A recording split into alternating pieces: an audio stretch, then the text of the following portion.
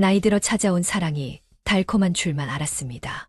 하지만 60대 이후 연인 관계로 수십 년 모은 재산을 잃고 가족도 잃고 존엄성마저 잃은 이들이 늘고 있습니다. 흔히들 노년의 사랑은 순수하다 생각하지만 현실은 다릅니다. 치밀한 범죄들이 노년층을 노리고 있죠. 이 영상은 실제 피해 사례와 예방법을 다룹니다. 보시는 분들의 소중한 노후를 지키는 방패가 될 것입니다. 지혜 담은 노후는 여러분의 행복한 노년을 위해 꼭 필요한 정보만 전해드리겠습니다. 오늘 이야기는 여러분 인생의 전환점이 될 것입니다. 구독과 좋아요로 함께 해주세요. 여러분, 안녕하세요. 저는 서울에 사는 이수경입니다.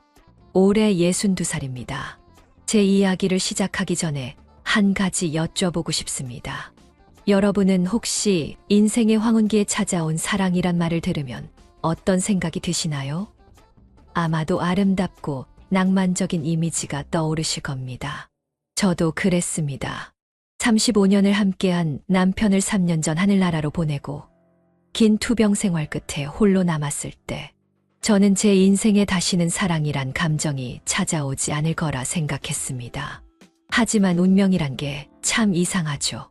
작년 가을 딸아이가 다니는 교회 성가대에서 한 분을 만났습니다. 같은 아픔을 겪은 64세의 신사분이었죠. 처음엔 서로의 상처를 위로하는 친구로 시작했습니다. 주일마다 예배 후에 커피 한 잔을 마시며 나누는 대화는 제 마음에 잔잔한 위로가 되었습니다. 그분 역시 10년 전 아내를 암으로 잃으셨다고 했죠. 서로의 아픔을 누구보다 잘 이해할 수 있었습니다. 그런데 최근 저희 30년 지기 친구 영자 언니가 저에게 충격적인 이야기를 들려줬습니다. 수경아, 그 사람 신원조회 해봤니? 요즘 노년층을 노리는 사기꾼들이 교회까지 다니면서 접근한다더라. 처음엔 믿기지 않았습니다. 그분의 진실된 눈빛과 따뜻한 마음씨를 어떻게 의심할 수 있겠습니까? 하지만 영자 언니는 자신의 친한 지인이 비슷한 경험을 했다며 눈물 섞인 이야기를 들려줬습니다. 63세의 그 지인분은 교회에서 만난 신사분과 1년간 깊은 관계로 발전했고 결혼을 약속했답니다. 하지만 어느 날 그분은 사업 자금이 필요하다며 5억을 요구했고 그 돈을 건네고 난 후 그분은 흔적도 없이 사라졌다고 합니다. 이 이야기를 듣는 순간 제 등줄기로 식은땀이 흘렀습니다. 바로 일주일 전 그분께서 저에게 부동산 투자를 제안하셨거든요. 제 퇴직금과 남편의 보험금을 더하면 4억 정도를 투자할 수 있다고 말씀드렸었는데 요가 동호회 친구 미숙이의 이야기도 떠올랐습니다. 요즘 노년층 대상 범죄가 너무 교묘해졌어. 진짜 사랑인 줄 알고 빠져들었다가 평생 모은 재산을 하루아침에 잃는 사람들이 한둘이 아니래. 전 직장 동료 정태수 과장님의 말씀도 생각났습니다. 수경 씨, 60대 이후의 연애는 신중해야 해요. 젊었을 때와는 다르거든요. 잃을 것도 많고 회복하기도 힘들어요. 이런 이야기들을 곱씹으며 저는 깊은 고민에 빠졌습니다. 그리고 결심했습니다. 제가 겪은 이 이야기를 여러분과 나누기로. 왜냐하면 지금 이 순간에도 수많은 분들이 저와 비슷한 상황에 놓여 있을 테니까요. 앞으로 들려드릴 이야기는 단순히 조심하세요라는 경고성 메시지가 아닙니다. 우리 모두의 소중한 노후를 지키고 진정한 행복을 찾아가기 위한 여정이 될 것입니다. 특히 오늘은 60세 이후 연인 관계를 맺을 때 반드시 알아야 할 5가지 이야기를 나누려고 합니다. 이 이야기들은 제가 직접 겪고 주변에서 들은 실제 사례들을 바탕으로 준비했습니다. 여러분의 노후가 더욱 안전하고 행복해지길 바라는 마음으로 저의 진심을 담아 이야기를 시작하겠습니다. 첫 번째는 바로 재정적 독립성에 관한 이야기입니다. 수경 씨, 이 투자는 절대 실패할 리가 없어요. 3개월 안에 원금의 2배는 받을 수 있다니까요. 한 달 전 그분이 제게 처음으로 투자 이야기를 꺼냈을 때의 말씀입니다. 당시 저는 남편과 35년간 맞벌이로 모은 4억 원을 은행에 예금해둔 상태였죠. 요즘같이 금리가 낮은 시기에 수익률 10%도 안 되는 예금이 아깝다고 하시더군요.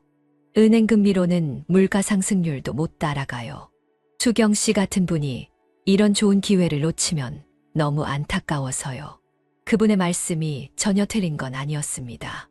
실제로 저는 매달 받는 이자로는 생활비를 겨우 충당하는 수준이었으니까요. 물가는 계속 오르는데 수입은 제자리. 그런 상황에서 2배의 수익을 준다는 말에 솔직히 마음이 흔들렸습니다. 하지만 제 오랜 친구 영자 언니가 들려준 이야기가 아니었다면 저는 아마도 그 투자를 선뜻 결정했을지도 모릅니다. 내가 아는 언니가 그랬어. 교회에서 만난 할아버지가 처음엔 커피 한 잔 사주고 다음엔 밥 한 끼 사주고 그러다가 어느 날 확실한 투자처가 있다며 돈을 빌려달라고 하더래. 투자금을 보내고 나서야 알았대. 그 사람 전국에 있는 교회를 돌아다니면서 비슷한 수법으로 수십 명의 피해자를 만들었다는 걸. 영자 언니의 이 이야기는 저에게 큰 충격을 주었습니다. 얼마 전 요가 동호회에서 만난 미숙이도 비슷한 경험을 했다고 하더군요. 맞아요, 언니. 요즘은 수법이 더 교묘해졌어요. 처음부터 돈 얘기를 하는 게 아니라 서서히 마음을 얻고 신뢰를 쌓은 다음에 조금씩 접근한대요. 특히 신앙심 있는 분들을 노린다더라고요. 우리처럼 순수한 마음을 가진 사람들이 쉽게 당한다나 봐요. 정태수 과장님은 이런 조언을 해주셨습니다. 수경 씨, 우리가 젊었을 때는 실수해도 다시 시작할 수 있는 기회가 많았잖아요. 하지만 지금은 달라요. 60대 이후에 잃어버린 재산은 다시 회복하기가 거의 불가능해요. 자녀들에게 짐이 될 수도 있고요. 과장님의 말씀이 가슴에 깊이 와닿았습니다. 맞습니다. 우리 나이에 잃어버린 돈은 다시 벌 수 있는 게 아니에요. 35년을 함께 일하며 남편과 함께 모은 돈, 그리고 남편이 저와 자녀들을 위해 남긴 보험금. 이것들은 단순한 돈이 아닌 우리 가족의 역사이자 미래니까요. 특히 충격적인 것은 최근 경찰청 통계를 보니 60대 이상 노년층을 대상으로 한 재산 사기 피해가 5년 전보다 3배나 증가했다는 겁니다. 그것도 대부분이 신뢰관계를 이용한 사기라고 해요. 은퇴 후에 재정관리 전문가이신 김호준 박사님은 이렇게 조언하셨습니다. 노년기의 재산은 단순한 돈이 아닙니다. 그것은 여러분의 독립성과 존엄성을 지키는 마지막 보루입니다. 특히 새로운 인연을 만났을 때는 재정적 경계선을 명확히 해야 합니다. 투자 제안이 들어오면 반드시 전문가와 상담하세요. 수익률이 너무 높은 것을 약속하는 것은 대부분 위험 신호입니다. 지금 이 이야기를 듣고 계신 분들 중에서도 혹시 비슷한 상황에 처해 있는 분이 계실지 모릅니다. 여러분, 부끄러워하지 마세요. 우리는 순수한 마음으로 사람을 믿었을 뿐입니다. 하지만 이제는 달라져야 합니다. 우리의 노후를 위협하는 것들로부터 스스로를 지켜야 합니다. 내일 저는 그분에게 정중하게 투자 제안을 거절할 생각입니다. 그리고 만약 그분이 진심으로 저를 생각하는 분이라면 이해해 주실 거라 믿습니다. 여러분도 꼭 기억해 주세요. 노후의 재정적 독립성은 우리의 존엄성을 지키는 가장 중요한 방패라는 것을, 그리고 그 누구도 이 방패를 쉽게 내어주어서는 안 된다는 것을. 두 번째는 바로 가족관계의 균열에 관한 이야기입니다. 엄마, 제발 정신 차리세요. 그 사람 전적이 있대요. 다른 교회에서도 비슷한 수법으로. 지난 주말 큰딸 수진이가 울면서 저에게 달려왔습니다. 제가 새로운 만남을 가진다는 소식을 들은 후 딸아이는 직접 그분의 뒷조사를 했더군요. 알고 보니 그분은 다른 지역 교회에서도 비슷한 방식으로 여러분들에게 접근했다는 소문이 있었습니다. 엄마, 아빠가 돌아가신 지 얼마나 됐다고. 그리고 엄마, 우리가 있잖아요. 외롭다고 아무나 만나면 어떡해요. 딸의 이 말에 가슴이 찢어지는 것 같았습니다. 플라톤은 사랑은 영혼의 양식이지만 과하면 독이 된다고 했죠. 제가 얼마나 이기적이었던 걸까요? 35년을 함께한 남편이 떠난 후에 허전함을 채우려다가 정작 가장 소중한 우리 가족의 마음은 보지 못했네요. 요가 동호회 친구 미숙이의 이야기가 떠올랐습니다. 언니, 제 동생 이야기 들어보세요. 남편과 사별하고 5년 만에 교회에서 한 분을 만났대요. 처음엔 너무 좋았대요. 자녀들이 반대하니까 오히려 더 외로워서 그분에게 의지했죠. 나도 이제 내 인생 살고 싶다면서. 그런데 어느 날 그분이 투자를 명목으로 돈을 요구했고 자녀들 몰래 집문서까지 건네줬다네요. 결국 사기꾼이었죠. 이제는 자녀들과도 연락이 끊겼답니다. 가족관계가 회복하기 힘들 정도로 깨져버렸어요. 미숙이의 이야기를 들으며 노년심리 전문가이신 박정희 선생님의 말씀이 떠올랐습니다. 60대 이후의 새로운 만남은 단순한 연인관계가 아닙니다. 한 가정의 역사가 흔들리는 중대사예요. 특히 자녀들은 부모님의 새로운 관계에 민감할 수밖에 없습니다. 왜냐하면 그들은 부모님의 과거, 현재, 미래를 모두 걱정하기 때문이죠. 새로운 만남을 시작하기 전에 반드시 가족들과 충분한 대화를 나누세요. 그들의 우려를 무시하지 마세요. 그것은 단순한 반대가 아니라 부모님을 향한 깊은 사랑의 표현일 수 있습니다. 문득 돌아가신 남편의 마지막 말씀이 떠오릅니다. 수경아, 내가 없더라도 우리 아이들과 함께라면 잘 살 수 있을 거야. 서로를 의지하면서. 맞습니다. 아리스토텔레스는 진정한 사랑은 이성보다 가족에 대한 책임감에서 시작된다고 했습니다. 제게는 이미 소중한 가족이 있었네요. 갑자기 찾아온 외로움 때문에 잠시 잊고 있었나 봅니다. 지금 저는 매일 저녁 큰딸 수진이와 통화를 합니다. 처음에는 어색했지만 이제는 하루 중 가장 행복한 시간이 되었어요. 작은 딸도 주말마다 찾아와 함께 시간을 보내죠. 사실 노년의 외로움은 새로운 사랑으로만 채워진 게 아닙니다. 오히려 우리 곁에 있는 가족들과의 관계를 더 깊게 만듦으로써 더 큰 행복을 찾을 수 있다는 걸 깨달았습니다. 혹시 지금 이 이야기를 듣고 계신 분들 중에서도 새로운 만남으로 가족과의 관계가 소원해지신 분이 계신가요? 아직 늦지 않았습니다. 먼저 가족들과 대화를 시작해보세요. 그들의 걱정과 우려에 귀 기울여주세요. 내일이면 수진이가 또 찾아온다고 합니다. 이번에는 제가 먼저 딸아이를 안아주려고 해요. 그리고 이야기하려고 합니다. 수진아, 엄마가 미안해. 내 마음을 몰라준 것 같아. 이제부터는 우리 더 자주 이야기하자. 삶은 때로는 우리에게 새로운 사랑을 선물하기도 하지만 그것이 기존의 소중한 관계를 해치는 대가로 주어진다면 과연 그것이 진정한 행복일까요? 세 번째는 바로 건강과 안전에 관한 이야기입니다. 이수경 씨, 혈압이 많이 불안정하네요. 최근에 스트레스 받으시는 일 있으셨나요? 지난주 정기검진에서 주치의 선생님이 걱정스러운 얼굴로 물으셨습니다. 3년 전 남편이 떠난 후 저는 매달 정기적으로 건강검진을 받아왔어요. 남편이 마지막으로 당부했던 말씀이기도 했죠. 당신은 늘 남을 먼저 생각하느라 자신의 건강은 뒷전이었잖아. 이제는 당신 건강이 우선이야. 그런데 최근 그분을 만나면서 생활 패턴이 많이 흐트러졌습니다. 저녁 9시면 꼭 복용하던 혈압약도 자주 놓치게 되었고 매일 아침 하던 산책도 거르게 됐죠. 어르신, 노년기의 건강은 젊었을 때와는 달라요. 생활 리듬이 조금만 깨져도 심각한 건강 문제로 이어질 수 있습니다. 주치의 선생님의 이 말씀이 제 마음을 흔들어 놓았습니다.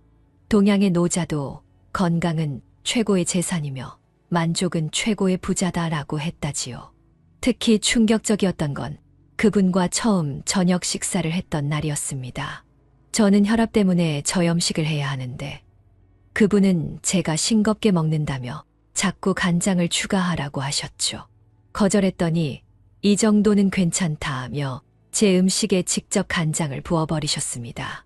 노인의학 전문의이신 김성훈 교수님의 말씀이 떠오릅니다. 60대 이후의 연인 관계에서 가장 위험한 것은 서로의 건강 상태를 이해하지 못하는 것입니다. 각자의 질환과 복용약물이 다르고 주의해야 할 사항도 제각각입니다. 상대방이 나의 건강 상태를 존중하지 않는다면 그것은 심각한 경고 신호로 봐야 합니다. 실제로 얼마 전에는 이런 일도 있었습니다.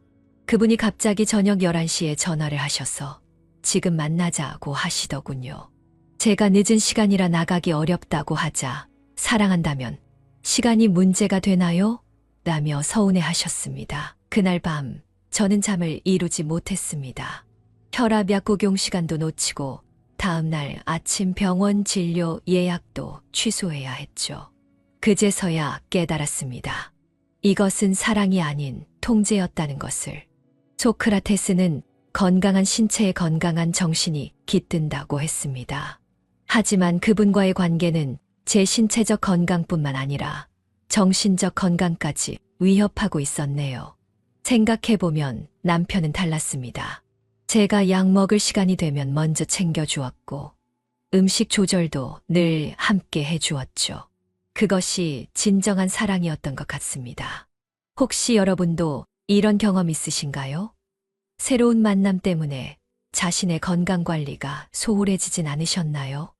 이제 저는 매일 아침 7시에 일어나 산책을 합니다. 9시에는 어김없이 약을 복용하고 저녁 8시면 휴대폰을 무음으로 돌려놓습니다. 제 건강을 지키는 이 원칙들은 어떤 사랑을 위해서도 깨트리지 않으려고 해요. 왜냐하면 이것은 단순한 규칙이 아니라 제 자신과의 약속이자 가족들과의 약속이니까요. 결국 노년의 사랑은 서로의 건강과 일상을 존중하는 것에서 시작되어야 하지 않을까요? 나를 사랑한다면 내 건강도 사랑해주세요. 이제는 이런 말을 당당히 할 수 있습니다. 그리고 이것을 이해하지 못하는 사람이라면 진정한 제 인생의 동반자가 될 수 없다는 것도 알게 되었습니다. 여러분의 건강은 그 무엇과도 바꿀 수 없는 소중한 자산입니다. 새로운 사랑이 찾아왔다고 해서 이 자산을 함부로 포기하지 마세요. 진정한 사랑이라면 서로의 건강을 가장 먼저 생각해 줄 테니까요. 특히 안전에 관한 이야기를 하지 않을 수 없습니다. 이수경 씨, 혹시 그분이 어디 사시는지 정확한 신원을 확인해 보셨나요? 정기검진 후 주치의 선생님이 조심스럽게 물으셨습니다. 선생님은 최근 병원에서 있었던 한 사건을 들려주셨어요. 70대 여성분이 교회에서 만난 남성과 가까워졌는데 어느 날 그분이 갑자기 쓰러져서 병원에 모시고 왔다고 합니다. 하지만 응급실에서 보호자 연락처를 물었을 때 그분의 어떤 개인정보도 알지 못했다고 해요. 알고 보니 가짜 신분으로 접근한 사람이었답니다.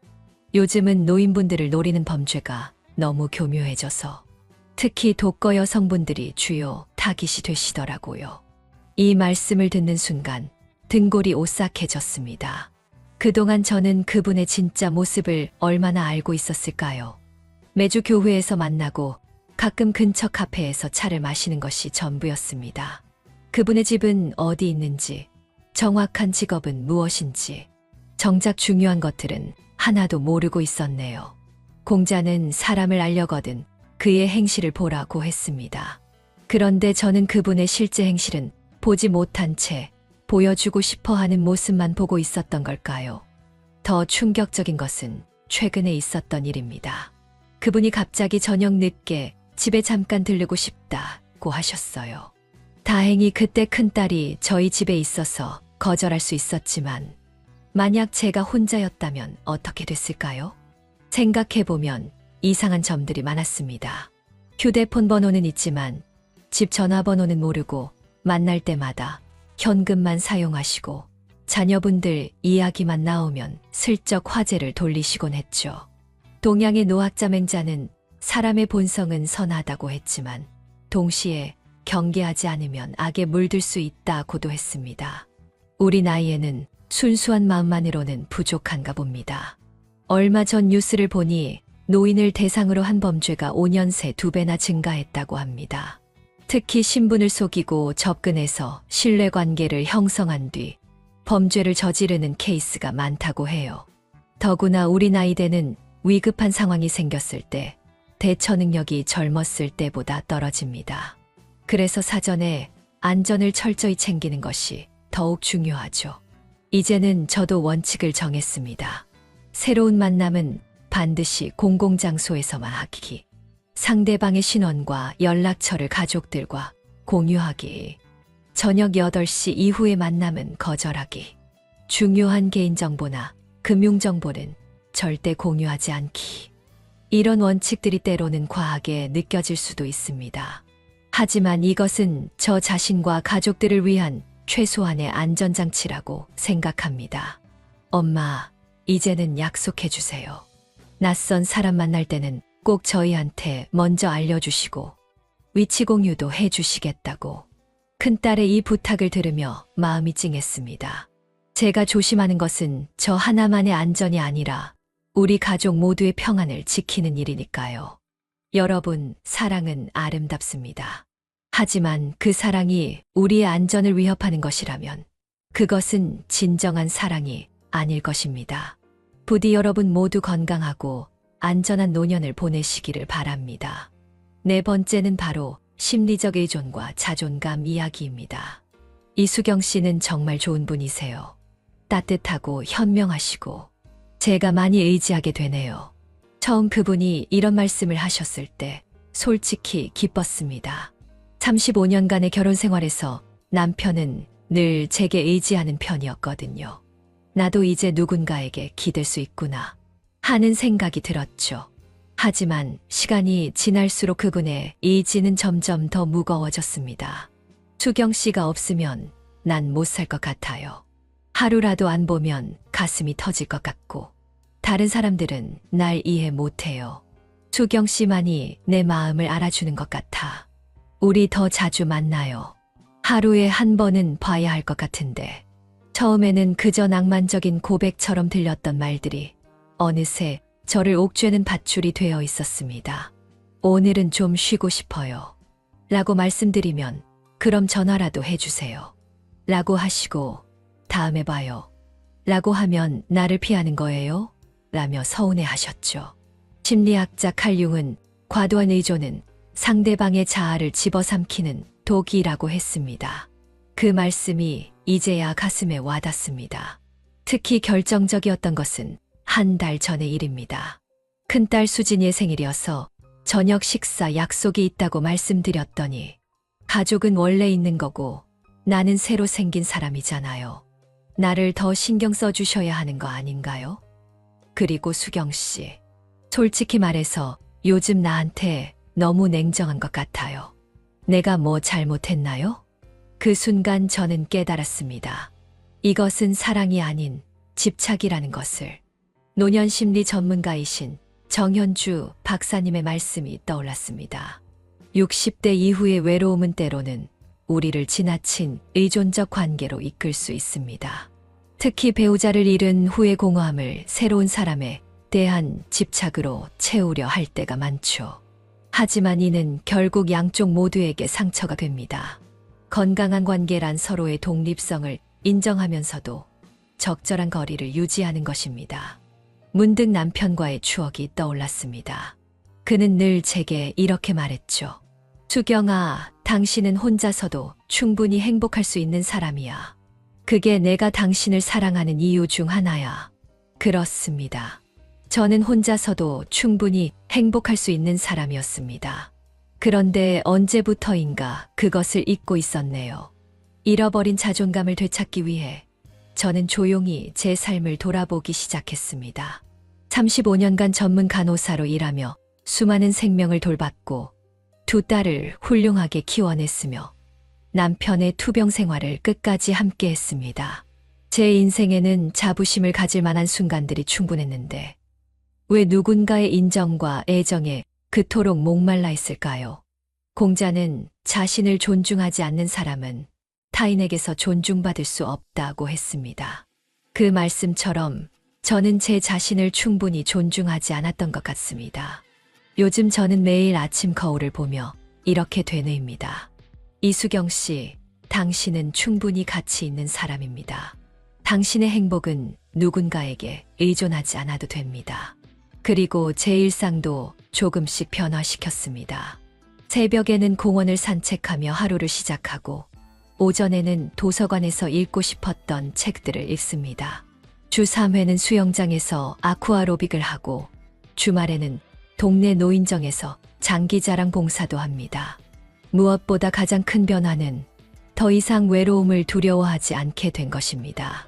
플라톤은 자신과의 대화는 가장 중요한 대화라고 했습니다. 맞습니다.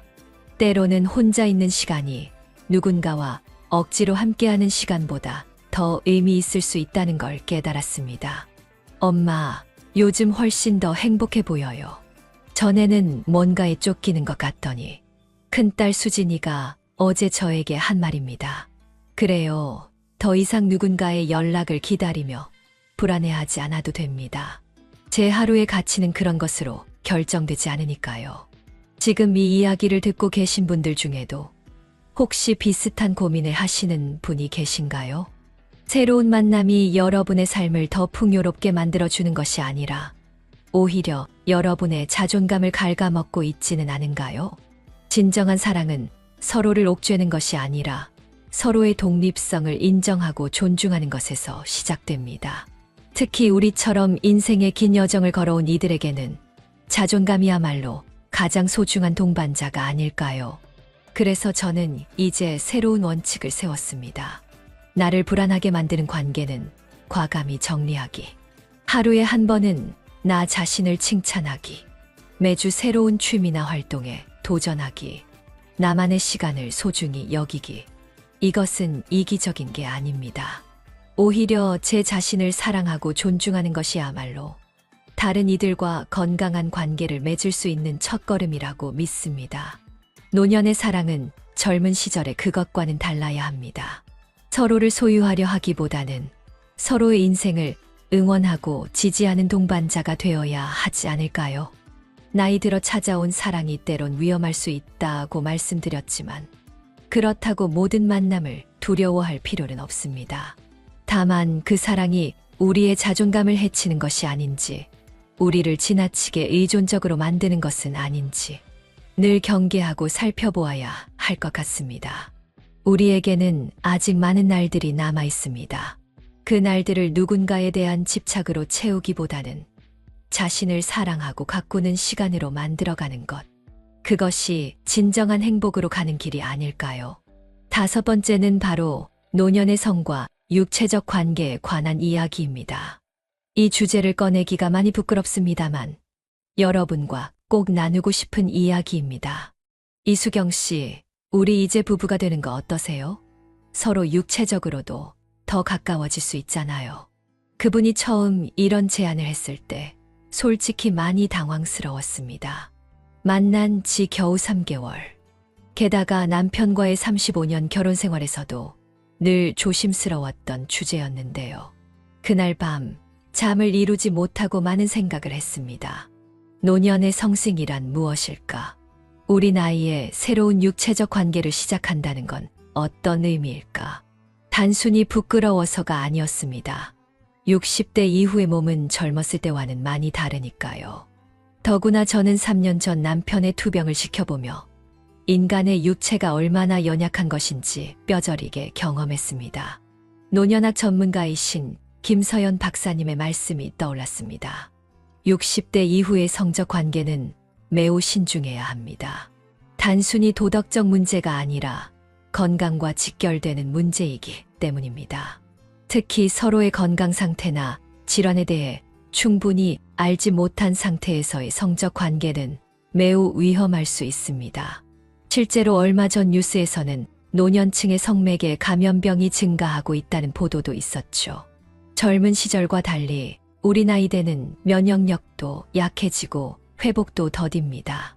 더구나 그분은 제 건강 상태에 대해 아무것도 모르시잖아요. 제가 고혈압이 있다는 것도 가끔 부정맥이 온다는 것도 모르시죠. 저 역시 그분의 건강 상태에 대해서는 전혀 알지 못합니다. 공자는 욕망을 다스리지 못하면 재앙을 부른다고 했습니다. 특히 우리 나이에는 더더욱 그런 것 같습니다. 더 놀라웠던 것은 그 후의 일이었습니다. 제가 조금 더 시간이 필요하다고 하자 그분의 태도가 확 달라졌거든요. 다른 사람은 이렇게 안 해요. 수경 씨만 너무 까다로워요.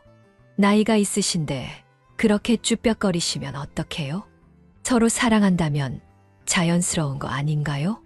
이런 말들을 들으며 문득 깨달았습니다. 진정한 사랑이라면 상대방의 마음과 건강을 먼저 생각해 줄 텐데 이것은 사랑이 아닌 다른 무언가가 아닐까요? 남편과의 추억이 떠올랐습니다. 우리는 35년 동안 부부였지만 늘 서로의 건강과 마음을 먼저 생각했죠. 특히 나이가 들수록 더욱 조심스러워졌습니다. 수경아, 우리 사이에 꼭 그런 것이 필요한 건 아니야. 서로 건강하게 오래오래 함께하는 게 더 중요하지. 그의 마지막 투병 시절 남편이 제게 했던 말입니다. 그때는 그 말의 의미를 완전히 이해하지 못했는데 이제야 깊이 와닿네요. 노년의 사랑은 젊은 날의 그것과는 달라야 합니다. 뜨거운 육체적 욕망보다는 서로를 진정으로 이해하고 배려하는 마음이 더 중요하지 않을까요? 얼마 전 우연히 읽은 책에서 이런 구절을 봤습니다. 60대 이후의 사랑은 마치 오래된 와인과 같다. 성급하게 마시려 하면 그 진정한 맛을 느낄 수 없다. 정말 그런 것 같습니다. 우리의 사랑은 이제 더 깊어지고 성숙해져야 하는데 오히려 조급하게 서두르다 보면 그 의미를 잃어버리게 되는 것 같아요. 특히 충격적이었던 것은 최근 들은 이야기입니다. 어떤 분이 새로운 만남에서 성급하게 육체적 관계를 맺었다가 심장마비로 돌아가셨다고 해요. 나중에 알고 보니 그분은 심장질환이 있었는데 상대방이 그걸 전혀 모르고 있었다고 합니다. 노년기 성상담 전문가이신 박지연 선생님은 이렇게 조언하셨습니다. 노년의 성적 관계에서 가장 중요한 것은 신중함입니다.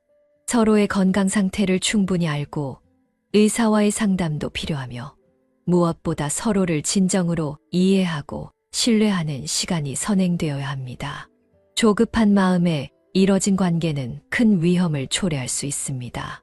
생각해보면 그분은 늘 조급하셨어요. 만난 지 얼마 되지도 않았는데 결혼 이야기를 꺼내시고 제가 망설이면 시간이 얼마나 남았다고 그러느냐 하며 재촉하셨죠. 하지만 진정한 사랑에는 서두름이 필요 없지 않을까요? 오히려 천천히 서로를 알아가는 과정 자체가 더 아름답지 않을까요? 특히 우리 나이에는 더욱 그렇습니다. 이제는 단순한 욕망이 아닌 서로에 대한 깊은 이해와 배려가 필요한 때입니다. 저는 이제 이렇게 생각합니다. 육체적 관계는 사랑의 전부가 아니다. 서로의 건강과 마음을 먼저 생각하자. 조급해하지 말고 천천히 알아가자. 신뢰가 쌓이지 않은 관계는 위험하다. 혹시 지금 이 이야기를 듣고 계신 분들 중에서도 비슷한 고민을 하시는 분이 계신가요? 새로운 만남에서 육체적 관계를 재촉하는 상대방 때문에 불편하신가요? 아니면 반대로 그런 관계를 거절했다가 관계가 끊어질까봐 걱정되시나요? 동양의 노학자 장자는 이런 말을 했습니다. 진정한 자유는 자신의 몸과 마음을 스스로 지킬 수 있을 때 온다. 우리의 몸과 마음은 그 누구의 것도 아닌 오직 우리 자신의 것입니다. 특히 우리처럼 인생의 긴 여정을 걸어온 이들에게는 그 소중함을 더 잘 알 수 있지 않을까요? 저는 이제 그분과 더 이상 연락하지 않습니다. 제가 거절 의사를 분명히 밝히자 그분은 금세 다른 분을 만나기 시작했다고 해요. 결국 그분에게 제가 특별했던 것이 아니라 단지 육체적 관계를 위한 대상이었던 걸까요? 처음에는 마음이 많이 아팠습니다. 하지만 이내 깨달았습니다. 이것이 오히려 다행이었다는 것을.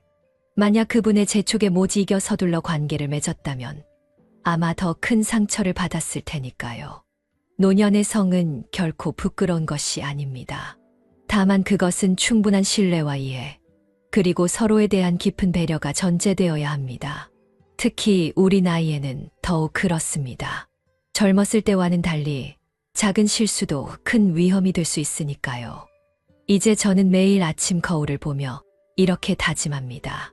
이수경 씨, 당신의 몸과 마음은 소중합니다. 서두르지 마세요. 진정한 사랑은 기다릴 줄 압니다. 여러분도 꼭 기억해 주세요. 진정한 사랑이라면 결코 서두르지 않는다는 것을, 상대방의 마음과 건강을 먼저 생각한다는 것을, 그리고 무엇보다 우리의 몸과 마음은 그 무엇과도 바꿀 수 없는 소중한 것이라는 걸. 이제 우리 함께 다짐해 볼까요? 나는 나의 건강과 존엄성을 지키며 사랑하겠습니다. 조급해하지 않고 신중하게 선택하겠습니다. 그리고 무엇보다 나 자신을 가장 먼저 사랑하겠습니다. 노년의 사랑이 불가능하다는 것이 아닙니다. 다만 그 사랑은 젊은 날의 그것과는 달라야 한다는 거죠. 더 깊게, 더 신중하게, 그리고 더 지혜롭게. 우리에게는 아직 많은 날들이 남아 있습니다. 그 날들을 조급한 마음에 위험한 선택을 하기보다는 진정한 사랑을 기다리는 여유를 가지는 것. 그것이 우리 나이에 걸맞은 지혜가 아닐까요? 이제 제가 겪은 경험과 깨달음을 정리해 보려 합니다. 첫 번째로 말씀드렸던 재정적 독립성에 대해 다시 한번 강조하고 싶습니다. 우리가 평생 모은 재산은 단순한 돈이 아닙니다. 그것은 우리의 자존심이자 독립성이며 무엇보다 가족들과의 약속입니다. 제가 그분의 투자 제안을 거절한 후 우연히 동네 슈퍼마켓에서 그분을 보았습니다. 다른 할머님과 이야기를 나누고 계시더군요. 나중에 알고 보니 그 할머님께도 똑같은 투자 제안을 하셨다고 합니다. 두 번째로 말씀드렸던 가족관계의 균열. 이제는 매주 일요일이면 두 딸과 함께 브런치를 먹습니다. 처음에는 어색했지만 지금은 한 주의 가장 행복한 시간이 되었죠. 엄마, 이제 더 이상 그런 분 만나지 마세요. 우리가 있잖아요. 딸의 이 말이 처음에는 속박처럼 느껴졌는데 이제는 그것이 얼마나 따뜻한 사랑의 표현이었는지 깨닫습니다. 세 번째, 건강과 안전의 문제. 저는 이제 매일 정해진 시간에 약을 먹고 운동을 하고 규칙적인 생활을 합니다. 누군가의 전화나 만남 요청 때문에 이 원칙들을 깨트리지 않아요. 주치의 선생님께서 최근 제 혈압이 많이 안정되었다고 하시더군요. 마음의 불안이 없어지니 몸도 따라서 건강해진 것 같습니다. 네 번째로 말씀드렸던 심리적 의존과 자존감. 이제는 더 이상 누군가의 문자나 전화를 초조하게 기다리지 않습니다. 대신 매일 도서관에서 책을 읽고 공원을 산책하고 때로는 혼자만의 여행을 떠나기도 해요. 이수경 씨, 정말 달라지셨네요. 표정이 밝아지시고. 동네 약국 선생님께서 최근 저에게 하신 말씀입니다. 네, 저도 느낍니다. 제가 달라졌다는 것을. 그리고 마지막으로 말씀드렸던 노년의 성과 육체적 관계. 이것은 결코 부끄러운 주제가 아니지만 신중하게 다뤄야 할 문제입니다. 특히 우리 나이에는 더욱 그렇죠. 지금 저는 새로운 만남을 거부하지는 않습니다. 다만 그것을 서두르지 않기로 했어요. 누군가를 만나더라도 최소한 1년은 서로를 알아가는 시간을 가지기로 했습니다. 플라톤은 진정한 사랑은 영혼의 교감에서 시작된다고 했습니다. 맞습니다. 단순한 육체적 끌림이나 외로움을 달래기 위한 만남이 아닌 진정한 영혼의 교감. 그것이 우리 나이에 걸맞은 사랑이 아닐까요? 이제 제가 실천하고 있는 구체적인 원칙들을 여러분과 나누고 싶습니다. 첫째, 새로운 만남에서 3개월 룰을 지킵니다. 처음 3개월은 절대로 금전적인 이야기를 나누지 않습니다. 그리고 공공장소에서만 만나고 저녁 8시 이후의 만남은 피합니다. 상대방의 신원을 반드시 가족들과 공유하고 3개월 동안 상대방의 행동 패턴을 자세히 관찰합니다. 예를 들어 제가 경험한 그분의 경우 현금만 사용하신다는 점과 자신의 집 주소를 알려주지 않으신다는 점과 가족 이야기를 피하신다는 점이었어요. 이런 것들이 모두 위험 신호였는데 처음에는 미처 알아채지 못했습니다. 둘째, 가족 우선 원칙을 세웠습니다. 주말은 반드시 가족과 함께 보내면서 중요한 결정은 가족들과 상의합니다. 그리고 매주 정기적으로 자녀들과 식사를 하고 가족 행사는 절대 미루지 않습니다. 셋째, 건강관리 원칙을 철저히 지킵니다. 매일 정해진 시간에 약을 복용하면서 아침 산책은 필수입니다. 그리고 병원 정기검진은 절대 미루지 않고 식사 시간을 규칙적으로 지킵니다. 넷째, 자존감 지키기 원칙을 만들었습니다. 매일 저녁 감사일기를 쓰고 취미 생활을 꾸준히 합니다. 그리고 한 달에 한 번은 혼자만의 여행을 떠나면서 스스로에게 작은 선물을 합니다. 다섯째, 관계의 경계선을 명확히 합니다. 육체적 관계는 최소 1년의 신뢰 기간이 필요하다고 생각하며 상대방의 건강 상태를 반드시 확인합니다. 그리고 서두르지 않고 불편한 요구는 단호히 거절합니다. 이런 원칙들이 때로는 너무 까다롭게 느껴질 수도 있습니다. 하지만 이것들은 우리의 행복과 안전을 지키는 최소한의 장치라고 생각합니다. 공자는 원칙이 없는 삶은 배가 없는 항해와 같다고 했습니다. 특히 우리 나이에는 이런 원칙들이 더욱 중요한 것 같아요. 혹시 여러분만의 원칙이 있으신가요? 아니면 이제부터 만들어 보시는 건 어떨까요? 원칙을 세우는 것이 우리의 삶을 제한하는 것이 아니라 오히려 더 자유롭고 행복하게 만든다는 걸 저는 경험을 통해 깨달았습니다. 이제 저는 매일 아침 이 원칙들을 되새기며 하루를 시작합니다. 그리고 저녁이 되면 오늘 하루 잘 지켰는지 점검해보죠. 특히 우리 나이대에는 이런 원칙들이 더욱 필요한 이유가 있습니다. 첫째, 우리는 더 이상 실수를 만회할 시간이 많지 않습니다. 젊었을 때는 실수를 해도 다시 시작할 기회가 많았지만 이제는 그렇지 않죠. 한 번의 잘못된 선택이 남은 인생 전체를 무너뜨릴 수 있습니다. 둘째, 우리의 판단력이 젊었을 때보다 감정적으로 변할 수 있습니다. 나이가 들수록 외로움이나 그리움 같은 감정에 더 취약해진다고 합니다. 그래서 더욱 명확한 원칙이 필요한 거죠. 예를 들어 제 경우에는 그분을 만나면서 이런 경험을 했습니다.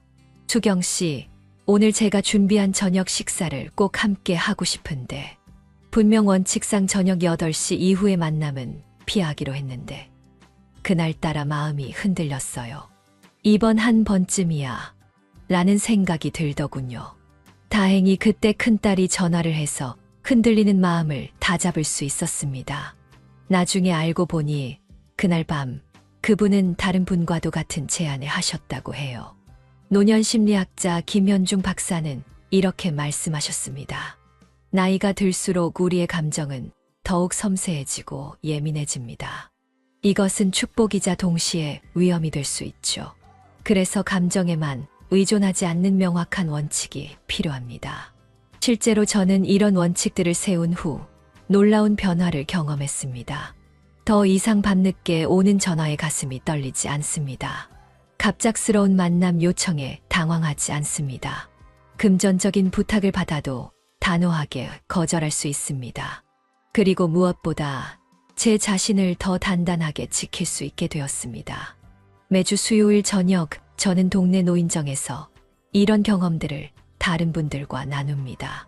처음에는 부끄러워서 망설였는데 이야기를 나누다 보니 비슷한 경험을 하신 분들이 정말 많더군요.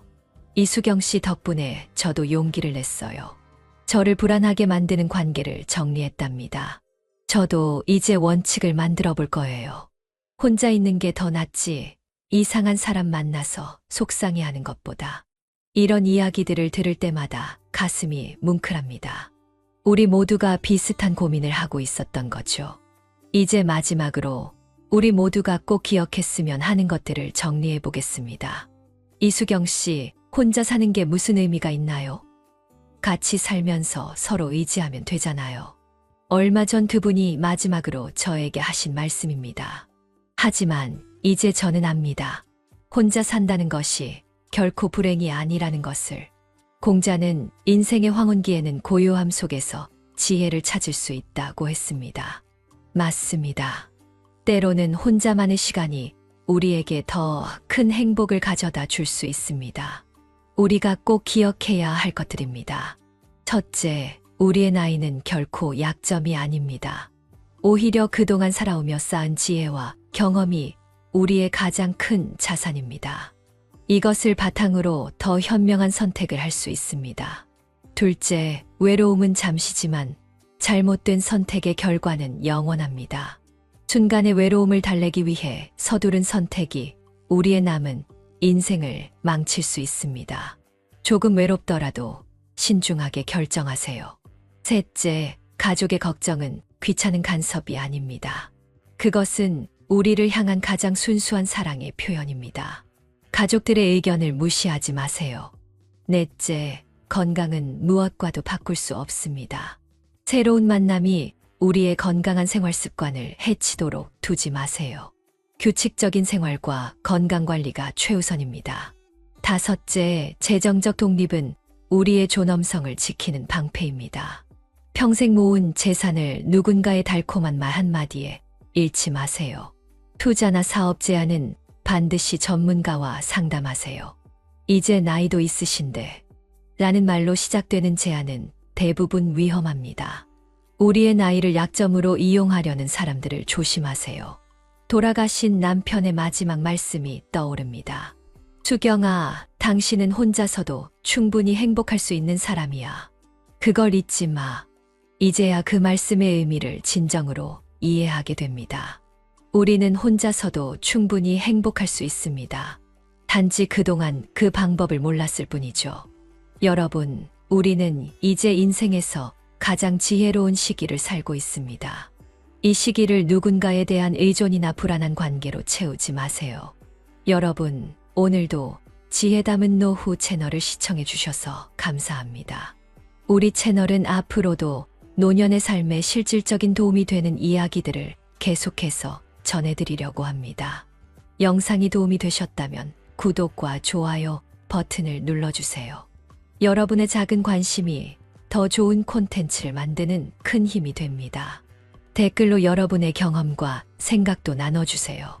서로의 이야기가 누군가에게는 큰 위로와 도움이 될 수 있습니다. 항상 건강하시고 행복하세요.